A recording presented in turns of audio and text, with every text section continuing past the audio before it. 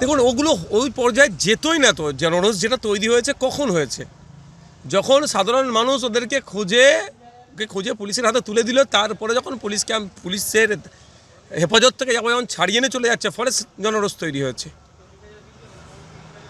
এটা এই পর্যায়ে আসতোই না যদি পুলিশ অ্যাক্টিভ হতো।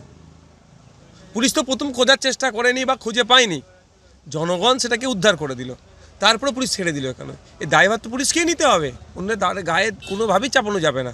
মহিলা নিরাপত্তা করে চিৎকার করলেও প্রকৃত অর্থে মহিলারা কেন নিরাপদে থাকছে না, এটা রাজ্য সরকারকে একটু ভাবতে হবে। এমন দৃষ্টান্তমূলক শাস্তি দিক যাতে আগামী দিনে কারো বাড়ির মহিলাদেরকে কেউ না কোন নজরে দেখে। আমি চাইব রাজ্য সরকারের কাছে যে দৃষ্টান্তমূলক শাস্তি দেওয়া, একটা ওনার ছাড় পায়, আর ওই প্রশাসন আর যে ওকে নিয়ে কেড়ে এক প্রকার ছাড়িয়ে নিয়ে চলে গেল, তার বিরুদ্ধে কঠোর ব্যবস্থা নিয়ে জিরো টলারেন্স হোক। রাজ্যের মানুষ, বারুইপুরের মানুষ সরকারের পাশে থাকবে ক্ষেত্রে। ফলো করুন আনন্দবাজার.com।